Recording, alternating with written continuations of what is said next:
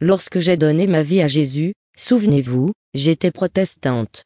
J'allais à l'église mais je n'étais qu'une bonne croyante.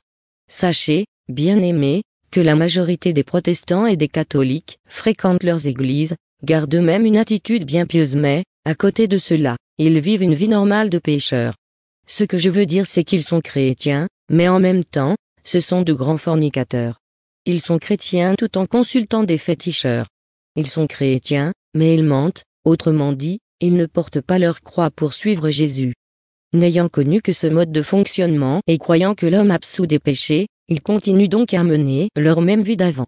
C'était donc tout à fait normal pour moi de continuer à entretenir des rapports intimes avec des hommes sans être marié. Or, je suis en train de vous parler de mes débuts dans ma marche chrétienne. Je me disais que j'allais prier Dieu pour qu'il travaille le cœur de mon partenaire pour qu'il me demande en mariage, et de cette façon, je sortirais de la désobéissance à la volonté de Dieu, je sortirais de la fornication. Je ne savais pas encore qu'il nous faut remettre notre destinée entre les mains de Dieu. Il est le seul à connaître ce qui est bien pour nous. La première personne avec laquelle j'avais voulu me marier ici au Cameroun était, à mon total insu, quelqu'un de très volage, qui finit par décéder des suites d'une maladie. La deuxième personne et la dernière était quelqu'un de bien embrigadé dans la tradition. Il ne mettait ses pieds dans une église que lors des mariages, ou de certaines cérémonies, bref c'était uniquement lorsqu'il était obligé d'aller à l'église qu'il y allait. Pendant ce temps, moi je ne cessais de prier Dieu pour qu'un serviteur du diable comme lui m'épouse. Comment Dieu aurait-il exaucé ce genre de prière? C'est ce qui se passe pour la plupart des chrétiens de nos jours. Nous ne laissons pas Dieu nous guider dans nos choix en ce qui concerne nos conjoints dans la vie. En revanche, dès que surviennent les problèmes, nous nous tournons vers lui. La plupart des gens dans notre entourage, qui vivent en concubinage ou en couple, notamment ceux qui veulent sortir du péché, prient ou demandent au pasteur de prier pour eux afin qu'ils se marient avec leur partenaire, oubliant qu'ils ne connaissent que très peu la vie spirituelle de leur conjoint. Une chose est pourtant sûre, quel que soit le temps que vous allez passer dans la prière, parce que Dieu vous aime, votre vœu ne sera jamais exaucé. Sachez aussi ceci, nous vivons dans deux mondes différents, qui ne peuvent et ne pourront jamais se mélanger. C'est la raison pour laquelle Paul nous exhorte, dans 2 Corinthiens 6, 17, à sortir du milieu d'eux et de nous séparer, comme l'a dit le Seigneur, ne touchez pas à ce qui est impur, et je vous accueillerai. Le temps pour moi de réaliser que je heurtais la sensibilité de Dieu et que je revienne à de meilleurs sentiments, ma désobéissance m'avait valu de souffrir d'un fibrome spirituel. Or, ce que tient à vous dire c'est ceci, ça n'était pas de ma propre volonté que je m'étais débarrassé de cette relation. Ayant depuis le début reçu la grâce de fonctionner avec Dieu le Saint-Esprit, ce dernier m'avait donné un ultimatum. Il m'avait dit que si je persistais à entretenir cette relation, il me quitterait. Cette parole avait semé la panique au fond de moi. Eh oui, je ne voulais pas que le Saint-Esprit me quitte. Il fallait donc que j'agisse. J'avais donc appelé cet ami au téléphone et je l'avais invité à déjeuner dans un restaurant.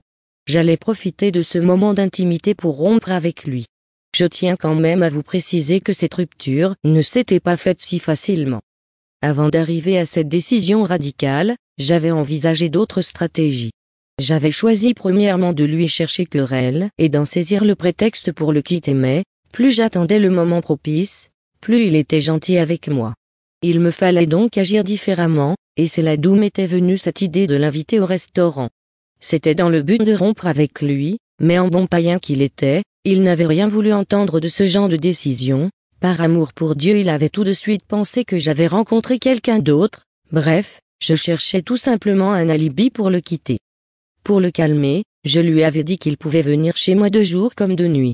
S'il trouvait quelqu'un d'autre, il aurait le droit de me traiter de menteuse.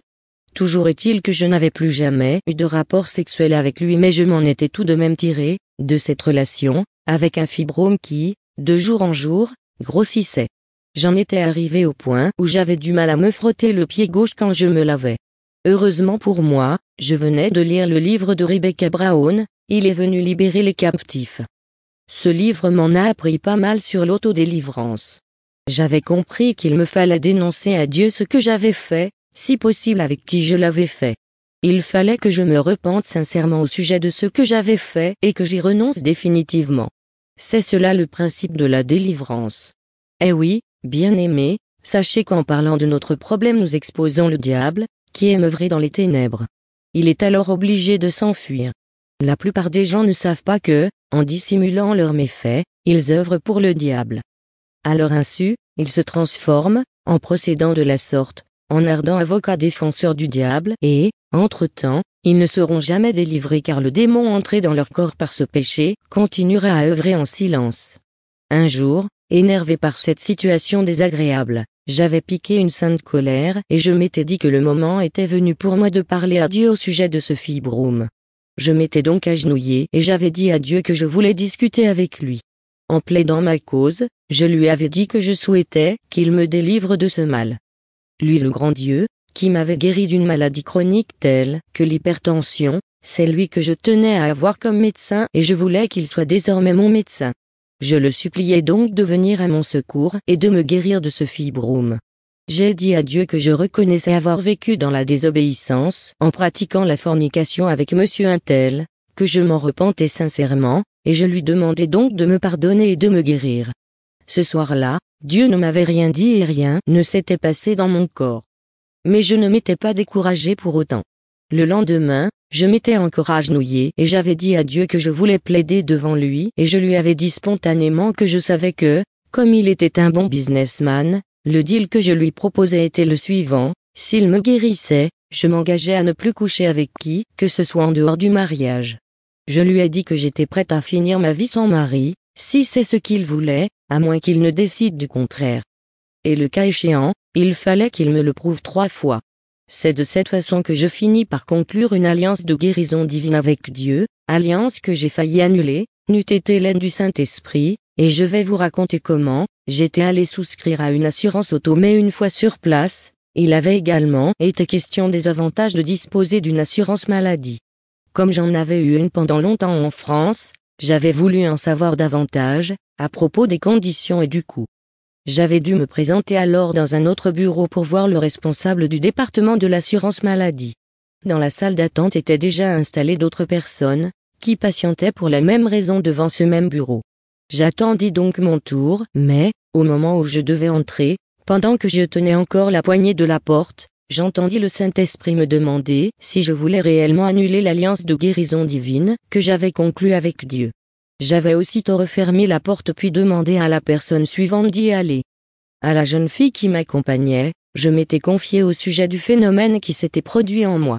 Ce jour-là, j'eus encore la confirmation sur le fait que Dieu est vivant et qu'il est fidèle. C'est nous qui sommes enclins à faillir très souvent, jamais lui. Depuis ce jour-là, je décidai de ne plus jamais mettre de l'argent de côté pour une maladie quelconque. Dieu est si fidèle que même ceux qui habitent avec moi profitent aussi de cette alliance.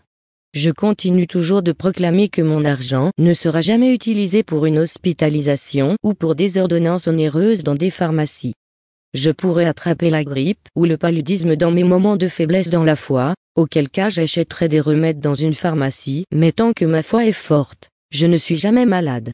Il m'arrive également, pour me guérir, de prendre de l'eau bénite ou de m'imposer la main là où j'ai mal.